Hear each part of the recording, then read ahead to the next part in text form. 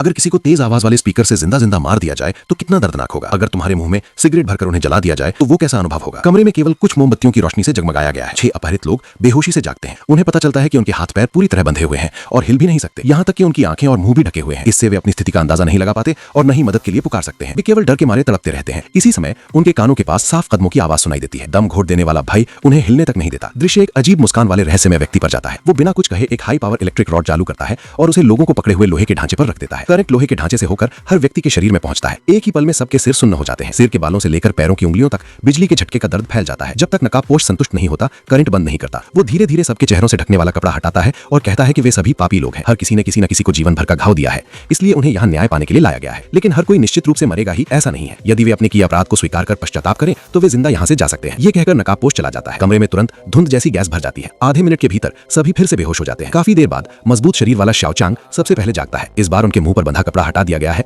लेकिन वो देखता है कि उसके सिर के दोनों ओर लोहे की प्लेटें लगी हैं जो उसकी दृष्टि को रोक रही हैं और उसकी गर्दन भी लोहे की जंजीर से कसकर बंधी है। सामने की छोटी सी जगह के अलावा वो कुछ भी नहीं देख सकता। शाओचांग जोर जोर से छटपटाते हुए चिल्लाता है। बाकी लोग भी धीरे धीरे होश में आने लगते हैं और संघर्ष शुरू कर देते हैं। मागे जल्दी से उन्हें समझाता है कि बेकार ताकत न खर्च करें। वो दूसरों से पूछता है कि क्या उनके हाथ पैर भी उसी तरह जकड़े हुए हैं। जब पता चलता है कि सबकी हालत एक जैसी है तो गुस्सैल शाओचांग फिर बेबस होकर गुस्से में चिल्लाने लगता है और नकाबपोश को घटिया आदमी कहकर गाली देता है। अचानक नकाबपोश तुरंत उसके सामने आ जाता है और बिना हिचकिचाए इलेक्ट्रिक रॉड को उसके गले पर लगा देता है। बाकी लोगों ने कुछ नहीं किया था, फिर भी वे करंट से झटके खाते हैं। लगता है ये सनकी सबको एक साथ सजा देना पसंद करता है। नकाबपोश उन्हें बताता है कि अगर वे और यातना नहीं चाहते तो जल्दी से अपने अपराध कबूल करें। श्याओनी अपने कपड़ों की ओर देखती है और समझ जाती है कि जब उसे ये कपड़े पहनाए गए होंगे तब उस विकृत व्यक्ति ने उसे देख लिया होगा। वो गुस्से में उसे गाली देती है और उस पर थूक देती है। नकाबपोश उसकी बात सुनकर भी शांत रहता है और कहता है कि समय कम है, उनकी जिंदगी फिर से बदलने वाली है। शाओली तुरंत कहती है कि वो छिंग जी को मारना चाहती थी। उसने हत्या की योजना भी बना ली थी और कहती है कि अभी भी उसके मन में मारने की इच्छा खत्म नहीं हुई है। मागे स्वीकार करता है कि उसने अपनी पत्नी से धोखा किया था। उसकी पत्नी उसे बहुत प्यार करती थी, लेकिन वो बाहर दूसरी औरतों के पास जाता रहा। आहुआ कहती है कि वो वर्षों से माता पिता पर निर्भर रहने वाली निकम्मी है और 10 साल से घर पर ही है। श्याओमी भी हिम्मत करके अपना अपराध बताती है। वो कहती है कि एक हफ्ते पहले उसने अपने सौंदर्य से एक शादीशुदा अमीर आदमी को फंसाया सिर्फ पैसे पाने के लिए और अपनी गलती मानती है। बाकी लोग भी तुरंत अपने अपने अपराध बता देते हैं, लेकिन नकाबपोश इस पर गुस्सा नहीं होता। वो धीरे धीरे कुछ कदम चलता है,